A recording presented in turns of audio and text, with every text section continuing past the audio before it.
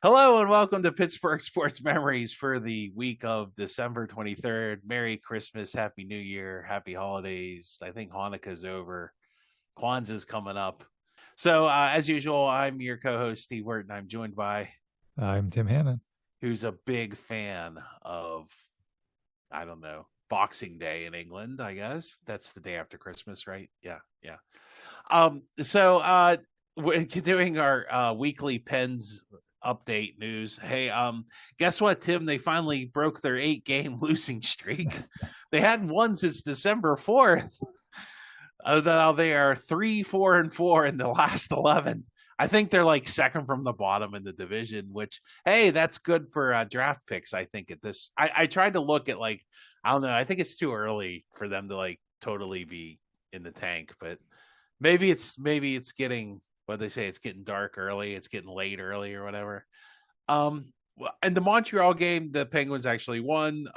It was 2-1. The Penguins won. And a shootout of all things. Imagine that. And the only thing of any note that really happened here was Sid passed Mario for the all-time point lead, which is pretty cool. So yeah, I guess we didn't see that coming, or I guess it was only a matter of time. So that's points. That's not goals, right? Right. Yeah. So right. Sid is definitely more of an assist guy. Mario is more of a goals guy. Yeah, makes sense. So now we're moving to the obscure sports update part of our podcast, as we are wont to do. The Riverhounds, they have hired Coach Rob Vincent after, I guess, they finally fired Bob Lilly. He's not coming back. If anybody ever knows whatever happened to Bob Lilly, I have never heard a good explanation. The only thing I heard is maybe he said some things to players that you shouldn't be saying. So I don't know. Maybe he had a drinking problem.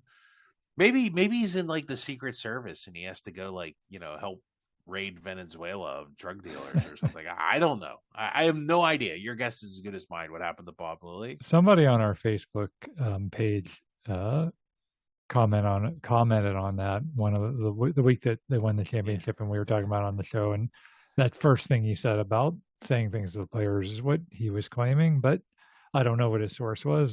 Pitt played Penn State, not in any type of football game, but they did play them in basketball, and Pitt won 80-46. And for some reason, they played the game in Hershey in the Giant Center.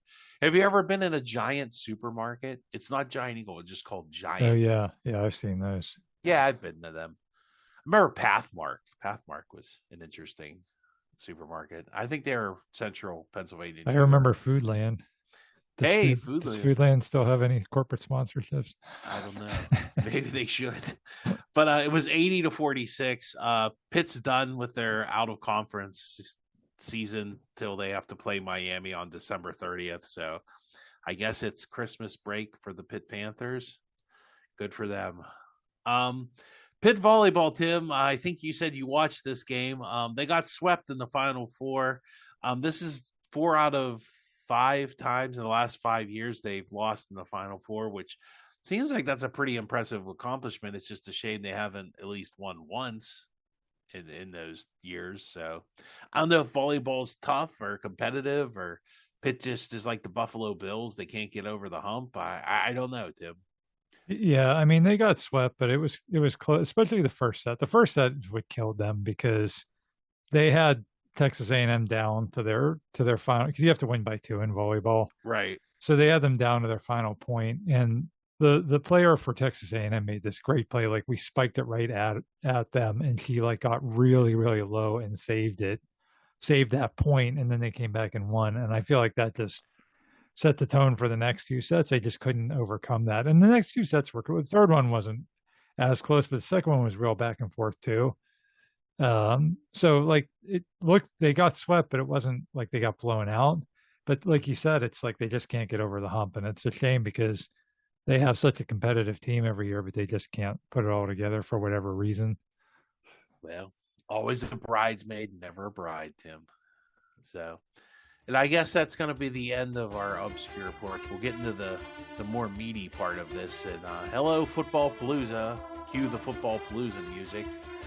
And a big win. So the Steelers were big underdogs, right? They were a touchdown underdog to the Lions, weren't they? Yeah, So, and the Lions I know are not having as good a season as they've had the last few but they seasons. were scoring 30 points a game. It's a really good team. Like it's Yeah. one of those things where you can't look at the record and say, "Oh, well, they're only 8-6." I mean, watching them play and their offense was so dynamic.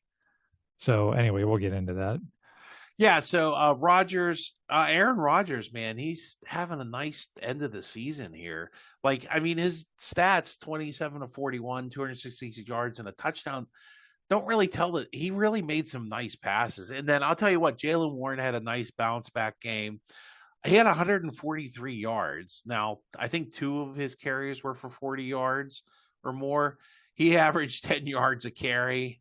Kenneth Gainwell, he is the star of their offense right now. It is all Kenny Gainwell all the time. Nine nine rushes for 50 yards, 5 catches for 70 yards, including a nice, sweet catch where he was rolling around on the ground and he like literally landed on his forearm and he scooped it back up and had the presence of mind to get back up and run into the end zone because he wasn't touched. And it was a touchdown. They originally called it an incomplete pass, but it ended up being a touchdown. It was pretty impressive. In Detroit, is Detroit the best rushing team in the NFL? They got to be top three. If they're not number one, they're like top three at least, easily. Yeah. Detroit could not run the ball. Do you know how many rushing yards their main guy had? I think he had 15. I think total Gibbs, they might have had like 20 some rushing yards. I thought it was more like 7. That Gibbs had like it wasn't much. Rushing. It was under 30 yards by a large margin, which is if you hold somebody under 30 yards rushing the NFL, you've done a good job. Now, some of that was score related, but not really. I don't think so. And they blitzed. They blitzed a lot this game. And I think like Jared Goff kind of reminds me of Peyton Manning, where like he's good if he stands in the pocket on his spot and can throw. He's really good. But when you blitz him and make him move around, he's not that accurate. He's kind of the opposite of like Pat Mahomes, who is like kind of the opposite, where like if he runs around, he can kill you. But he's still good from the pocket though, but not as good as Jared Goff. My goodness. And Jared Goff still had a great game. 34 for 54, 363 yards, and 3 touchdowns. I thought they did a pretty good job on him for the most part until the end of the game, when that's what normally happens. The defense runs out of gas. And that's what happened to their blitz. And you got to figure they were playing without TJ Watt and Nick Herbig, so they didn't really have a rotation, so that might have affected them too. Eccles getting hurt too. I'm sure that messed things up. The offense was much improved, and this probably helped win the game. Was they went 8 for 16 on third down and 2 for 2 on fourth down, and they won the time of possession. So that helped the defense. Like the whole third quarter, I don't think. What did Detroit have the ball like 3 plays? And one of them was a safety. Yeah. So I mean, yeah, whatever. And then there was that nice play. They ran that little play where they run like it was a 4th and 1 from inside the Detroit 20 or 10 maybe.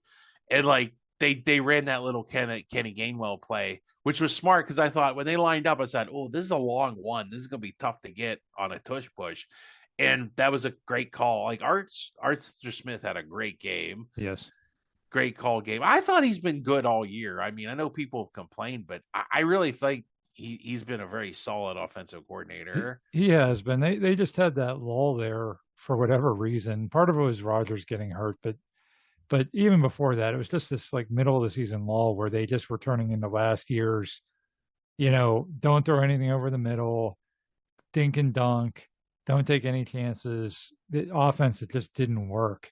And whatever they've done in the last 3 weeks, it's completely revamped everything. Yeah, they complete passes in the middle of the field. And I think once you do that once or twice, it just seems to open up the whole offense. Like it makes those safeties back off, and boy, it makes a really big difference. And Steve, back to Gainwell, you had made the point that the Steelers made those 3 Super Bowls in the 2010s. I'm sorry, in the 2000s, but they didn't make any Super Bowls in the 2010s. And you said that you can have your star players, but you need it players.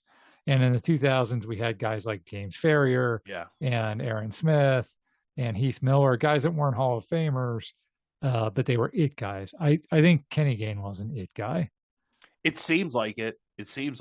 Yeah, he's not he'd probably make a Pro Bowl here and there, but I don't see him ever making the Hall of Fame. But he's a good player. And Jaylen Warren, I thought he was kind of like, but no, he had a nice comeback game. He's a solid player. He got fined again. Did you see that? For blocking with his helmet. He's so darn short. Like, what is he supposed to do?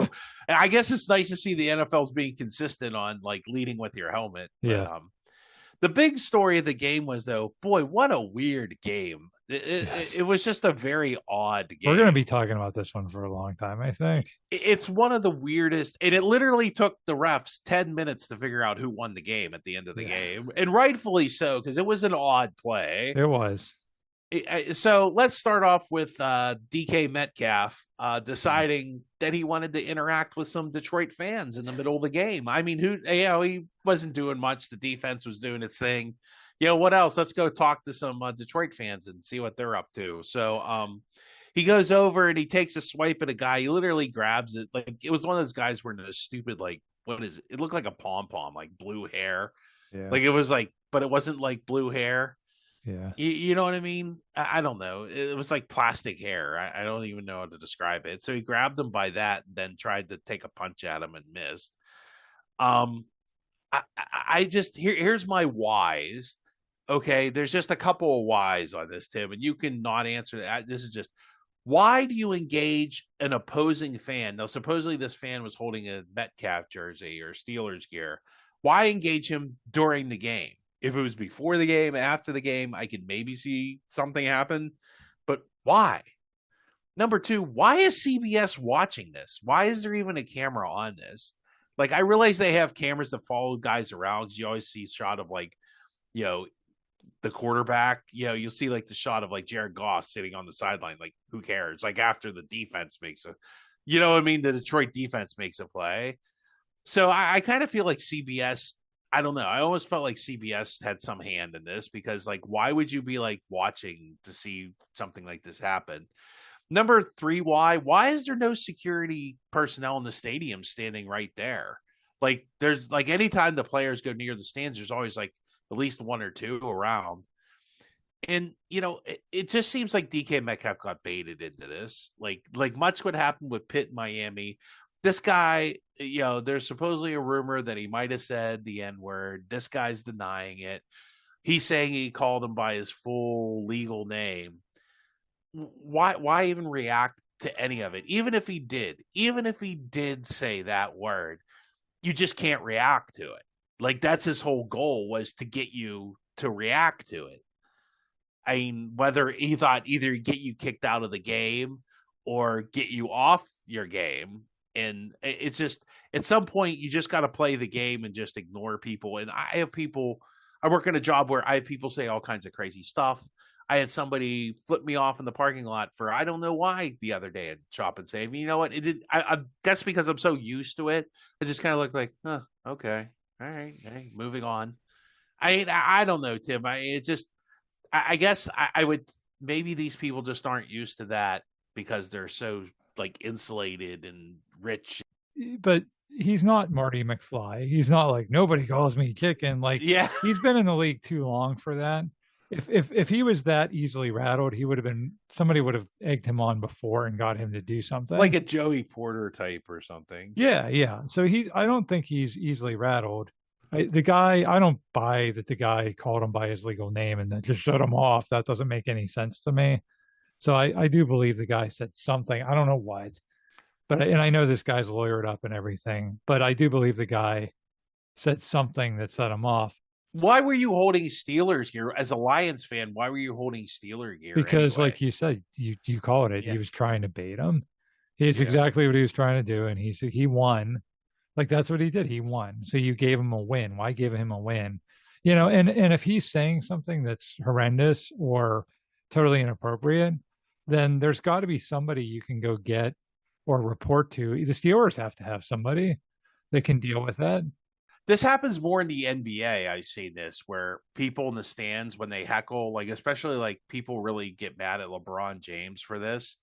And I think if it's just good natured heckling, like, oh, you stink, you flopper, or like something game related, or even booing, like, whatever. But if you're going to drop, like, racial slurs and stuff, or like say stuff about people's parents or threaten violence, Mm-hmm. Then you should be kicked out. Yeah. That's just beyond, I believe if you buy your ticket, you have a right to boo the play. You can boo anybody. You can say pretty much anything you want, but there is common decency. I wouldn't threaten somebody's life or say something, just don't. Like, yeah.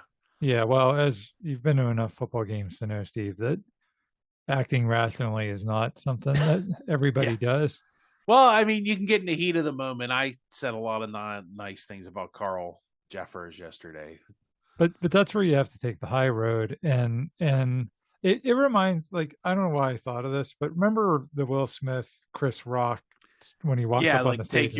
Take my wife's name out of your mouth, like. Yeah, I mean that would have been a perfect time for Will Smith to just shake his head and look disgusted, and then afterwards say, that was really hurtful. He's making fun of a condition that my wife has, and I thought it was really inappropriate, and I'm not happy about it. And then guess who's the bad guy? It's Rock. Chris Rock. Yeah. But guess who ends up being the bad guy? It ends up being Will Smith. I think that's ended his career pretty much. Like, Will Smith hasn't done anything since that. That was bad. And what DK did, it's like, let this idiot fan be the bad guy. Get a security person, get somebody to go over there and deal with it. And then you keep your focus on the game. Like you said, in the middle of the, I just can't believe he would do that in the middle of the game. If that would have happened before the game, I could have said, okay, well, he probably was signing autographs for people, like players sometimes do before games or after games. And, this guy must have said something inappropriate and he probably got mad, heat of the moment, but don't even go over there, man. And now he's suspended for the last 2 games. And we'll talk about the playoff scenarios, but man, if we need him, that's going to be bad. Well, moving back to the game, there was some bad officiating here, but I don't know what to say about it. Like, there was a pick call on Darnell Washington, and like Darnell Washington basically got a pick called on him because he weighs 280 pounds. I don't know what he's supposed to do. He's allowed to run a route. He didn't run out of his way. He just ran a route, and the defensive player for Detroit ran into him. What is he supposed to do? Like, not stand there? I kind of feel the same way when like a defensive back runs a route better than the wide receiver and the wide receiver runs into him. It's like, well, I feel the defensive player has every right to that spot on the field. I mean, I don't know. I don't understand that call. Washington had a really bad game. He had a fumble at the 5. And then, this is like something nobody, I think, except me, caught. Now, I had to sound down because I can't stand Tony Romo anymore. And like, he stepped out of bounds with like 3 minutes to go. Like, he had the first down. They needed a first down. He got it. And it's like, dude, you're like 280 pounds. You're bigger than everybody. Just fall forward at that point. You have the first down. Fall down. No, he gets pushed out of bounds. And like, it gave Detroit, like, it saved Detroit one of their timeouts. Like, if he falls down there, Detroit has to either call a timeout or eat, like, I think it would have taken, well, it was like, I think there was like 3 minutes and some change. So it would have taken like at least another 20 seconds off the clock, bare minimum, or lost Detroit their last timeout. So I don't know, whatever. Boswell, boy, he's been really clutch most this year. He hit a 59-yarder, but boy, that kick at the end of the game almost come back to, and that was a bad snap. That was a bad snap. As soon as I saw it, it was a bad snap. It was a nice try at the hold by, I don't think Waitman was the problem. He did the best he could with a bad snap because it was kind of like behind him, right, Tim? And he kind of like moved it forward real quick. And as soon as I saw it, I said, "Oh, Boswell's going to miss this," and sure enough, he doinked it. Yeah. And then I will say this: there was a 4th and 2 on that last drive where I thought Chuck Clark made a fine defensive play. Just because Amon St. Rod decides to spin himself in a centrifuge doesn't mean it's pass interference. There is no way Chuck Clark in midair has enough strength to spin Amon Ra and Amon Ra actually touched the ball. Like, he was going for the ball. That should have been an on call. That was as soft as tissue soft, call on that one. And in Clark's, criticism, he probably should have had an interception earlier in that. I think it was drive or the quarter. He had one that went right in his hands, and I guess that's why he's a defensive back and not a not a wide receiver. Now, in the Lions' defense, they had 2 touchdowns called back in the last final seconds of the game. That's a rough way to lose. One was a pick play. That was, I think that was the makeup call, since they were going to call ticky-tack pick plays. I thought that was more of a pick play than the Darnell Washington, because the guy actually, for the Lions, actually ran to the inside and ran into the defender, whereas I felt Washington was just standing there like he was running his route. This guy was not running a route. He was running into the defender. So I could see that more, and that took a touchdown off the board. And then, well, hang on, before you get to the final play, the pièce de résistance, the final play. Before you get there, here I'm going to add to your anger, because I actually disagree with you. I thought they called a pretty good game as far as the refs go. I thought they at least called it consistently. Yeah, so consistently right. Bad is they were really touchy on pick play, and they thought, well, we called that Darnell Washington very tight pick play, so we're going to call this a pick play too. It's like, well, at least it's consistent, you know. And that took a touchdown off the board for us, and it took a touchdown off the board for them. So, and it, you know, the 4th and 2, I did not like. I think on 4th and 2, you got to let them play. The pick play, it even if you don't mean to get in the way of somebody, it still could be interpreted as a pick if you stop if you impede the defensive back from. But he's allowed to run that route. He didn't. It wasn't like the Detroit guy who literally didn't run a route. He just ran into the defender. I didn't have a problem with it because they called it both ways. If you're going to call it, going back to, remember Super Bowl 40. Yeah. One of the calls that Seattle was so upset about was Darrell Jackson was OPI in the end zone, but they called the exact same penalty on Heath Miller in that game. It just didn't happen in the end zone. So it's like, fine, just be consistent. That's all I ask. If you're going to call it both ways. The tripping call on that was Highsmith, that was legit. He stuck his leg out and tripped him. That was on the final drive. The pass interference call was close, but I mean, Clark does come over the back of his shoulder. This isn't basketball, Tim. This is not freaking basketball. If that happened to us, we'd all be screaming for a flag. I would not. No, you cannot spin a guy. Then Chuck Clark must be the strongest person in the NFL to do that. Amon-Ra spun himself to catch the ball, and he touched the ball. I thought it was a close call, not a bad call. So I actually didn't have a problem with the refs. And then the most important thing, honestly, is that they got the last play right. So let's go to that one. Well, in a play that took like literally 10 minutes, you're like, well, they're just going to pick who wins and loses this game, aren't they, here, people? Like, I literally thought that fight was like, they're literally going to pick a winner right now. The NFL's deciding who they want to win. Yeah. So, once again, boy, Jalen Ramsey, what a pleasant surprise he has been, huh? The whole season, man. He was all over the place again today. So they throw a pass to Amon-Ra, who is not in the end zone. It was close, but he was a half yard short easily. So at that point, he gets pushed, 5 yards back? Is that not forward progress, Tim? Yeah. Well, how is that not forward progress? So that's not reviewable. I don't think forward progress is reviewable, right? Oh, I think I don't know. I remember, like, we're getting ahead of ourselves, but when the guy announced the decision, he said it was a touchdown. Yeah, but he also said we're not going to review the play because he was now this is where it gets a little confusing. We're not reviewing the play because they can't review offensive pass interference. See, I thought he meant we're just not going to review the fact that it's a touchdown.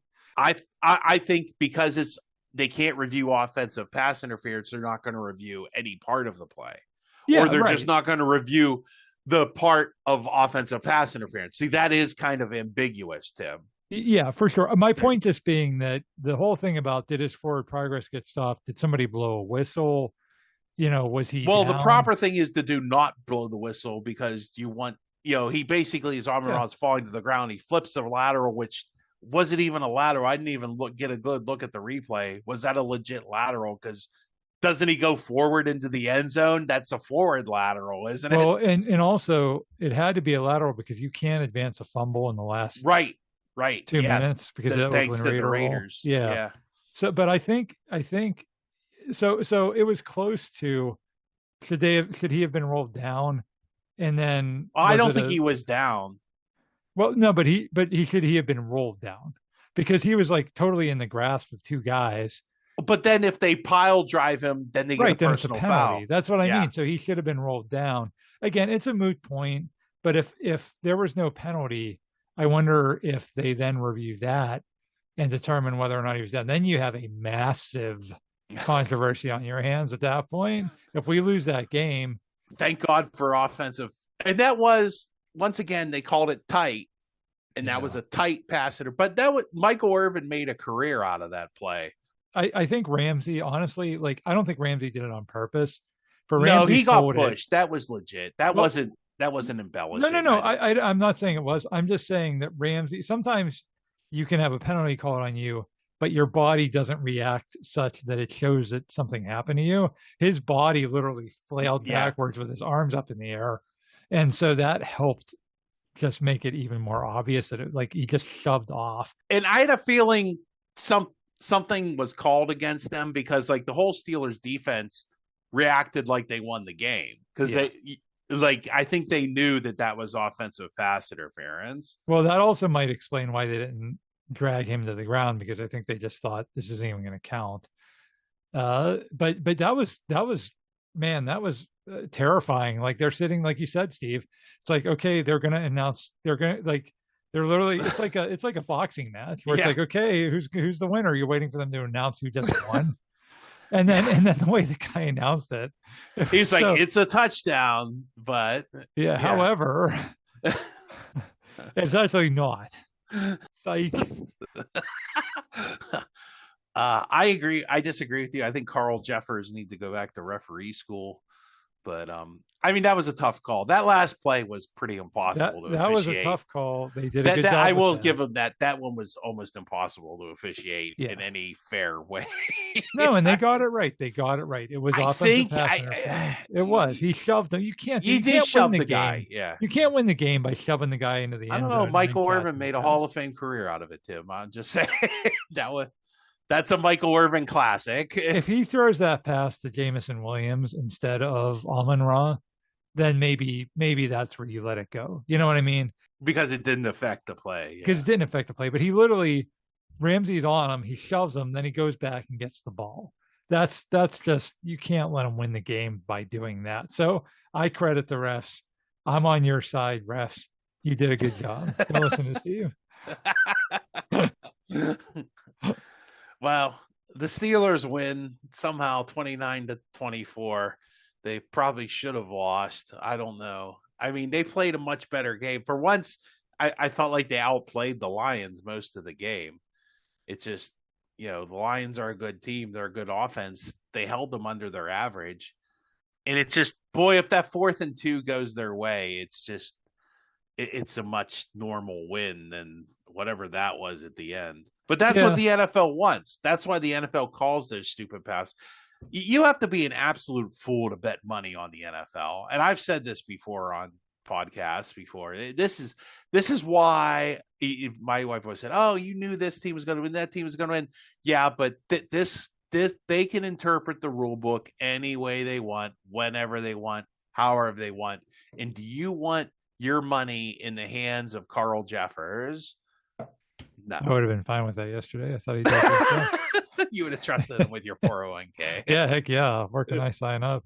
You talked about Peyton Manning. You compared Jared Goff to like Peyton Manning.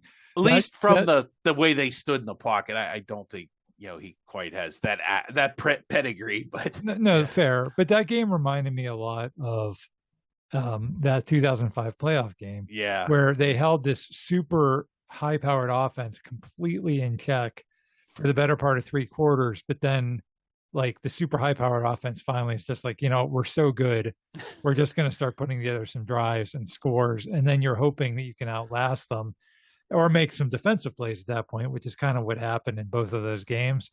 And really full credit to the offense because the offense never stopped scoring. No. They got a touchdown in the fourth quarter after the Lions got their touchdown. Then they should have had, like you said, the field goal, and Boswell just, bad snap and all that stuff. So the offense, I don't think, punted the entire second half. And that's very similar to the Miami game last week where they just kept turning out points. That's probably the most encouraging thing. That and the ability to stop the run. Like we said this 2 weeks ago. Yeah, two teams that could really run the ball. Yeah. Yeah, Achane and Gibbs are maybe the two best running backs in the league, and you faced them in back-to-back weeks. And then, man, Derek Harmon being in there, what a difference that guy makes. That guy's a stud. I mean, It's just amazing. We cited that stat before. It's like 100 yards a game rushing when he's in there. It had to be more than that this week. Yeah. The whole Detroit under like 20-some yards rushing is insane. Yeah, and it wasn't like that we were out to a big lead early. They were up 10-3 for all the way until halftime. So it wasn't like a game where it's like, oh, well, they didn't run the ball because we were up 21-0 and they just had to pass. No, they had plenty of opportunity to establish a running game and they just couldn't do it. So it's on to those Cleveland Browns. Oh, by the way, in more Steelers good news, the Patriots beat the Ravens. So if the Steelers beat the Browns, that's the division, right, Tim? Actually, Steve, the Packers play the Ravens on Saturday night. If the Packers win that game, then we wake up Sunday morning and the Browns game doesn't even matter. Woohoo! Yeah, go Pack, go. The Pack. Talk about an enigmatic team. You figure out the Green Bay Packers, and that seems to be like the whole NFL this year. And the bad thing for that game is Jordan Love got concussed last week. Oh no! So Malik Willis, huh? Well, and Malik Willis hurt his shoulder. Oh geez, who's left? I don't know. They have like is Phillip Rivers available? Oh no, he's playing. He's playing for Indianapolis. Maybe they can get Brett Favre to come back. I'm really. I mean, that's where you really have to hope that Jordan Love gets out of the concussion protocol so that he can play in that game. But yeah, they're fighting for a playoff spot. Green Bay is. Well, here's what you want to root for this week. You want to root Thursday, the Christmas Day game. Detroit plays Minnesota. You want Detroit to win that because if Detroit loses that, I think Green Bay's in the playoffs then. Okay. So you want Detroit to beat Minnesota so that they know that they have to now beat Baltimore. Then you want to root for Love to be back, right? So that they have a fighting chance. Now Lamar got hurt in that game too, so you don't know if he's going to play. Oh boy, this could be the battle of like the fourth string quarterbacks. It could be Snoop Huntley versus whoever Green Bay's got left. But that would be so nice to wake up Sunday morning and be like, you know what? It doesn't even matter. If that happens, here's how we start the game. We just have we have Mason Rudolph. Who's our third string quarterback? Will Howard. Okay, put Will Howard out there and okay, Myles Garrett, get your meaningless sack out of the way. Run over to Myles Garrett, fall down in front of him, let him fall on you, and you go, okay, there's your stupid record. Ha ha ha! It's totally phony baloney. Ha ha ha! like totally Brett Favre him with Michael Strahan. Make his record like tainted for the rest of time. Have Mason Rudolph do it, and then when he gets up to celebrate, have Mason Rudolph take off his helmet and start whacking him with it. There you go. That would be ironic, wouldn't it? Yeah. Well, I think it would be more somebody should just do it just to make it look like, oh yeah, you got your record, but what does it mean? Does it mean anything? Yeah, but the problem is he'll get 2 more sacks next week, and then he can say it's legitimate. Anyway, we have to play the Browns, and that's at home, right? No, that's in Cleveland. Oh, it is in Cleveland. Okay. Yeah. Hey, yay. Ooh. It's not an easy win. It's Cleveland. Cleveland gave who was that? The Bills a run for their money. So Cleveland hasn't totally packed it in yet. Cleveland is one of those teams that's a lot better than their record. They just are, and they have a good defense. Anytime you have a good defense, you're always in games. Yeah. And so that will not be an easy win. It's a division win. It's at Cleveland. They're going to want to beat us. We won't have Metcalf. That's why we really could use a favor here, Green Bay Packers. You already stole our 7th Super Bowl away. The least you could do is beat the Ravens for us, please. Well, on that note, I think the Steelers have made the playoffs, Tim. I think. I mean, it would be really. I mean, Am I premature here? Yes. I mean, sometimes I have that problem, but I used to have that problem. Now I think about football. The only way that they're out is if they lose to the Browns and Ravens, and the Ravens beat the Packers and the Steelers. That could happen. That's not completely. I mean, that's not totally out of the picture. Well, I really don't want to be doing this podcast next week saying, "Oh, nuts! The Ravens won, and we lost to Cleveland, and now everything comes down to that last game of the season with the Ravens and the Steelers because now you have to beat them for a second time, and that'll be a 50-50 game, like you said a couple of weeks ago. That'll just be that's a rivalry, and sometimes we win that, and sometimes they win that, and it would just be nice if it didn't come down to that. But we'll see what happens, I guess. Well, all right. Well, are the Steelers a pretender? Or, I mean, they really haven't made a fourth quarter play to seal a win. Well, I mean, they sacked Lamar Jackson, but they definitely got a beneficial call in Baltimore, and they probably got one or two in Detroit too. It's only a matter of time before the NFL officials decide they have to call one against us. Hopefully it's like against Cleveland or a game that doesn't matter or something. It's the NFL. Like this isn't college football. I'm not looking for, but why didn't they beat them by 30 points? They're the number one team in the country. And NFL, you're going to be in all close games from here on out. And then if you get into the playoffs, the three wild card teams right now, Steve, actually, not even right now. The three wild card teams are going to be Buffalo, Los Angeles, and Houston. So that's if the Steelers win the division, they play one of those three teams in the first round. Two of them have already kind of wiped the floor with us. So it'll be a hard. Whoever you're going to play is going to be hard. But it feels good to at least be in this position. I mean, think where we were 3 weeks ago. I was at the Buffalo game. I mean, I said it at the time, I've never been to a game where people have been more angry and miserable and fed up and done with this team. And here we are 3 weeks later talking about, clinching the division by the time we even kick off on Sunday.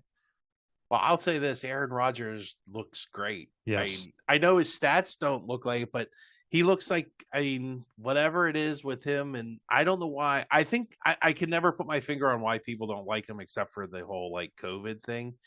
But I don't know, and he's a little bit of a weird dude. But yeah, he looks like a veteran who is playing really well, making he can smart still plays. throw the ball, Tim. He's not like Peyton Manning in Denver where Peyton had no arm. Or even like Russell Wilson last year.